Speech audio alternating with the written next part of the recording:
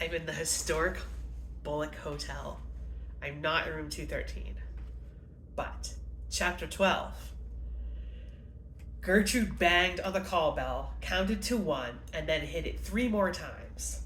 Calvin put his hand over hers and forced her away from it. That's enough.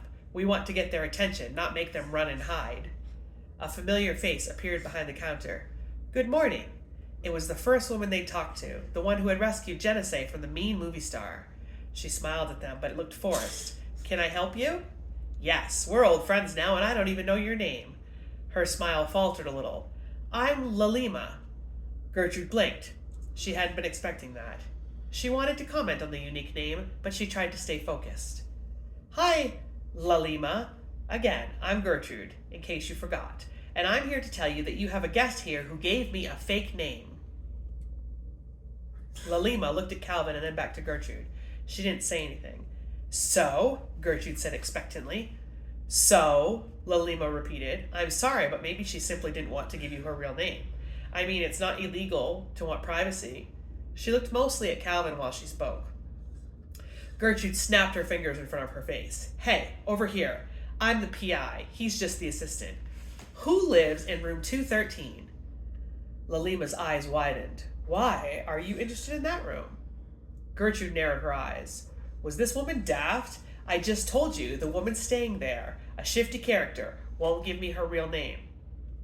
Lalima sighed. Oh, well, I'm not going to give you her name either. We honor our guests' privacy. Gertrude banged on the old counter in frustration. She didn't hit the call bell, but it dinged a little anyway. Calvin stepped closer.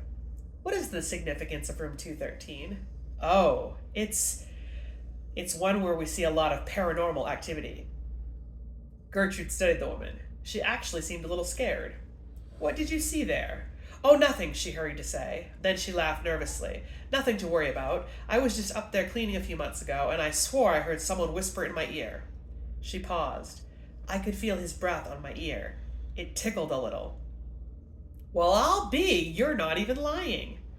Lalima recoiled. Of course I'm not lying. What did he say? Calvin asked. He told me the room looked good.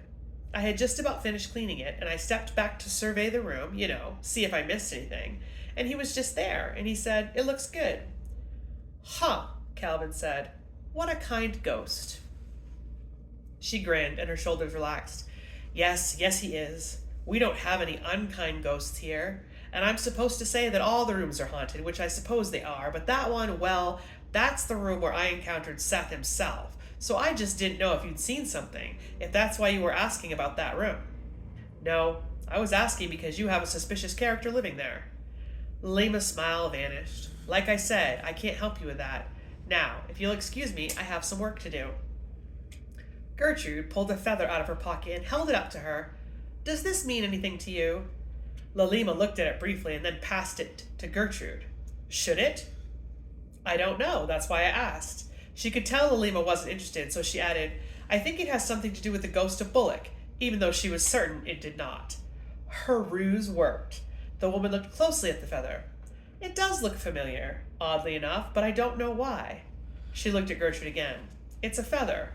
I suppose all feathers would look familiar if I stared at them. She gave Calvin a small smile. Now, if you'll excuse me. Helplessly, Gertrude watched her walk away. Well, that was a bust. No, it wasn't. I thought we were here to investigate the Bullock ghost, and we learned that someone has experienced him in room 213. Forget for a minute that a woman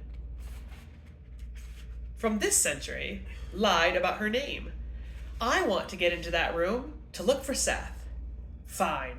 Gertrude wanted to investigate all of it. She didn't care what order they worked on. Fine, he repeated, but I've got to use the restroom first. He pointed his chin at a slot machine. Will you wait for me there? Fine, she said again and went to the machine. But she quickly grew bored. The casino was empty this early in the morning, and there was nothing to look at. Her feet grew restless.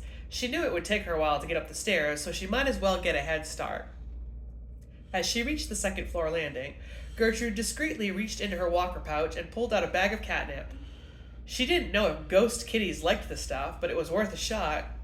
Here, kitty, kitty, she said softly and rolled some of the catnip between her fingertips. She sprinkled it onto the carpet and then backed up a foot and reached into the bag for another pinch.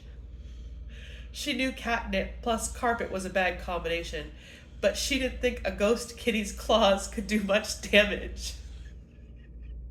She dropped the second pinch and then reached into the bag again. Here, kitty kitty, come see me. I want to help you. Help her with what? A voice said from behind.